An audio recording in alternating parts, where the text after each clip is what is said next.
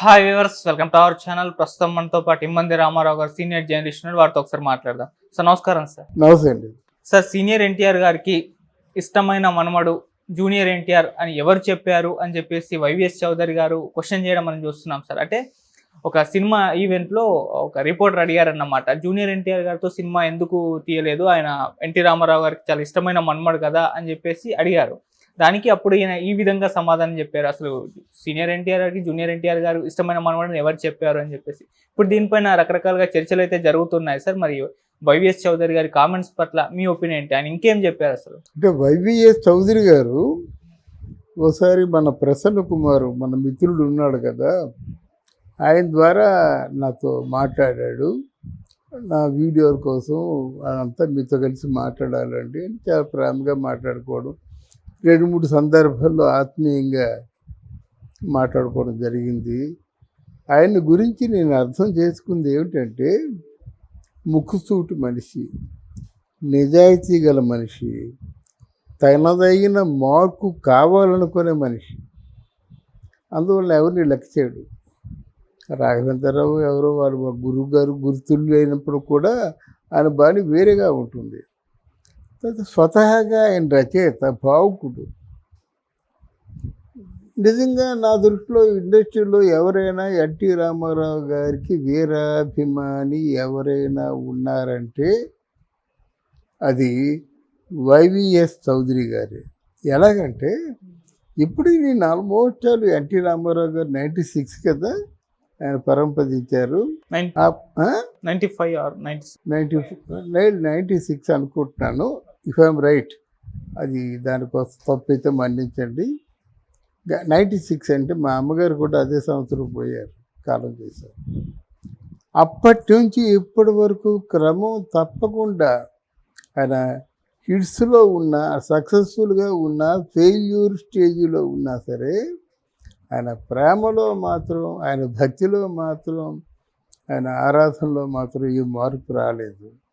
మనం దీన్ని బట్టి అనుకుంటాం కదా, ఇప్పుడు మన పరిస్థితులు బాగా సరే, మనం ఇచ్చాము, కొన్నాళ్ళు ఇచ్చాము, మరి ఈసారికి ఇవ్వదులే అనుకుంటారు ఎవరైనా.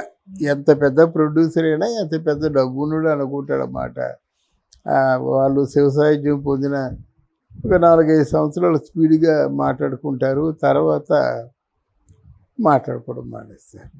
ఆ మాటకు వస్తే ఎంతమంది ఎన్టీ రామారావు గారు జయంతులు చేస్తున్నారండి, ఎంతమంది రామారావు గారు వర్ధంతులు చేస్తున్నారండి. అలా చేసేవాళ్ళు అయినట్టయితే అక్కడ ఎన్టీఆర్ ఘాట్కి ఎందుకు పరిమితి అయిపోతారు? ఎన్టీఆర్ వర్ధంతి కానీ జయంతి కానీ చేసినప్పుడు ఫిల్మ్ కల్చరల్ క్లబ్లో పెట్టుకుంటే ఫిల్మ్కి సంబంధించి, సినిమాకి సంబంధించి ఏ ఒక వ్యక్తి అయినా ఆగ మేఘాల మీద ఎగిరి అక్కడికి వస్తాడు, అందరూ చూస్తారు, గత జ్ఞాపకాలు గుర్తు చేసుకుంటారు. ఆయనలో ఉన్నటువంటి కొన్ని అనితర సాధ్యమైన గుణాల్ని వంట పట్టించుకుంటారు, వాళ్ళ జీవితాలు మార్చుకుంటారు. ఇది ప్రయోజనకరమైన కార్యక్రమం అయినప్పుడు కూడా మరి మా అసోసియేషన్ ఆలోచించలేదు, ఫిల్మ్ ఛాంబరు ఆలోచించలేదు. మరి వాళ్ళకి ఎన్ని ఇబ్బందులు ఉన్నాయో, ఎన్ని బాధలు ఉన్నాయో తెలియదు, కానీ ఇట్లాంటివి జరిపించాలి, మనం చెప్పుకోవాలి. అట్లీస్ట్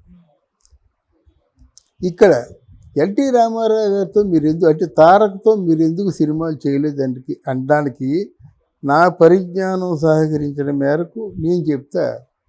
అంటే ఒక స్టార్తో సినిమా చేయడం మీరు అనుకున్నంత సులువా? ఈరోజు తారక్ అందుబాటులో ఉన్నాడా? తారక్తో సినిమా చేయాలంటే అట్లీస్ట్ 300-400 కోట్లు కావాలి.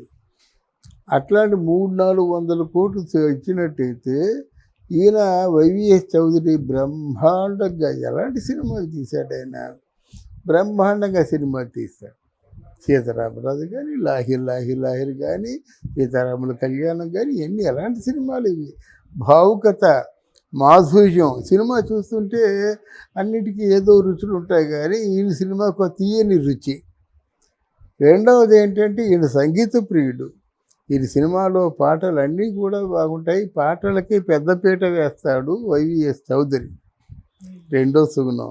మూడో సుగుణం ఏంటంటే ఆయన మంచి he can abstract the best one from the artist.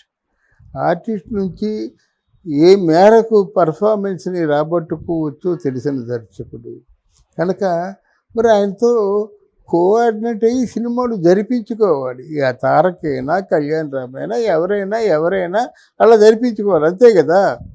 అది కాకుండా ఇది సినిమా ఇంత తీయలేదంటే వీళ్ళ చేతుల్లో అనుకున్న 400 కోట్లు ఎక్కడి నుంచి వస్తాయి? ఆ 400 కోట్లు ఇచ్చినట్టయితే ఒక 10 సినిమాలు మంచి సినిమాలు తీస్తాడు ఈయన.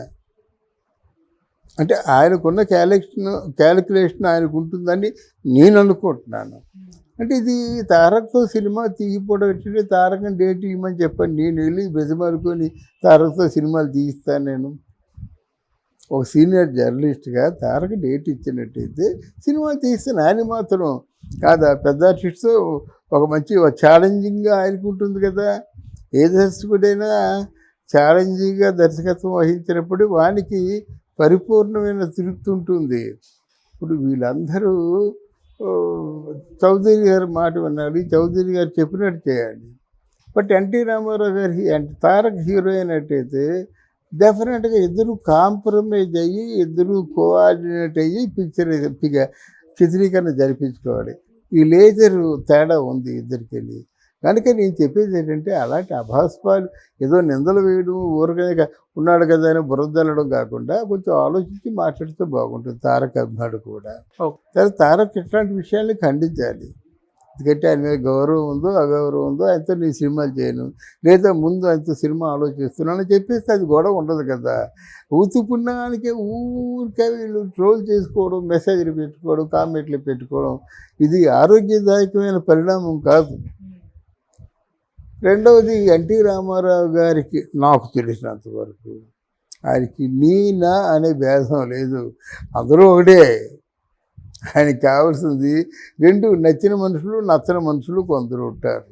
ఆయనకి చెప్పా కదా నిన్న, నచ్చినట్టయితే ఆ నచ్చిన వాడు ఎవరినైనా కాళ్ళు ఎర్రగొట్టేశారంటే ఎంత కడుపు మండి ఉంటుంది ఆయనకి. సో లీవ్ ఇట్ అంటాడు. పోనీ లేదు అక్కడేమో 10,000 మందికి అన్నప్రసాదాలు వితరణ చేస్తున్నారంటే నచ్చకపోతే 10,000 మందికి ప్రసాదాలు వితరణ చేస్తుంటే ఎన్ని లక్షలు అవుతుంది, ఎన్ని కోట్లు సంపాదించుంటాడు ముండా కొడుకు. ఇట్లాంటి వాళ్ళు మనం ఎంకరేజ్ చేస్తూ ఉంటాడు.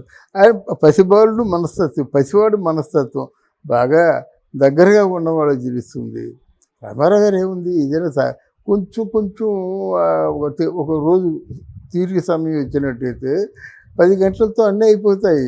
ఆ 10 గంటల నుంచి కూర్చునే వాళ్ళకి కబుర్లు. అది అలా మధ్యాహ్నం ఒకవేళ విన్నట్టయితే మళ్ళీ 2, 3 ఆ ప్రాంతాల్లో దిగిపోతారు కదా. ఉల్లిపాయ పకోడీ తినిపించుకొని తింటూ ఓ దర్బార్ ఉంటుంది. అతి ముఖ్యమైన సన్నిహితులను కూర్చోబెడతాడు. కబుర్లు. ఆ కబుర్లో నేను నేర్చుకుంది ఏంటంటే ఆయన ఒక పసిబాలుడు.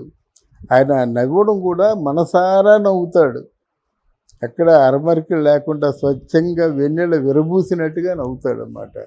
కనుక ఈయన మన వైవిఎస్ చౌదరి అన్న మాటల్లో తప్పేమీ లేదు. ఎవరిని కూడా చిన్నపిల్లడు కదా. ఈ నందమూరి తారక రామారావు అని పేరు పెట్టి ఈ తారక్ చనిపోయాడు. మరి జానకిరామ కొడుకు కూడా నందమూరి తారక రామ అనే పేరు పెట్టారు కదా. అలా కొంతమందికి ఆయన పేరు కలిసి వచ్చేలా పెట్టుకున్నారు. అది ఇందులో ఒకరు పెద్ద కాదు, ఇందులో ఒక చిన్న కాదు. మనవలంటే పూర్తిగా మనవల వైభవం చూడకుండా ఆయన శివసాహిత్యం పొందారు. కనుక ఇట్లాంటి నేనంటేనే ఇష్టం నా కుటుంబంలో అంటే అలాగే ఉంది. హరికృష్ణ అంటే కొంచెం చనువుగా తీసుకుంటాడు, అలాగని మిగతా కొడుకులను వదిలేస్తాడా? ఆయనకి పిల్లల మీద ఉన్నంత పిచ్చి ప్రేమ ఎవరికీ లేదు. బహుశా ఇప్పుడు వాళ్ళలో తెలిసినవాడు ఆ ప్రసన్న కుమార్ ఒకటే. ఆయన ఈ పిల్లల మీద ఉన్నంత ప్రేమ ఇప్పుడు ఎవరికి పిల్లలు ఆడపిల్లలు కాదు, మా పిల్లలు కావచ్చు, ఎవరైనా ఒకటే. ఇందులో ఆ పెద్దమ్మాయి లోకమ్మ సేమ్ ఎన్టీ రామారావు లాగా ఉంటుంది, ఆ ముక్కు కళ్ళు. అలాగే గణేష్ అంటే కూతురు మాత్రమే కాదు, అల్లుళ్ళు కూడా అతి ప్రియమైన వాళ్ళమాట. ఆయనకి అంత విలువ ఇవ్వబట్టి ఆ ఆర్డర్లో మన గణేశ్వరరావు, వెంకట్రావు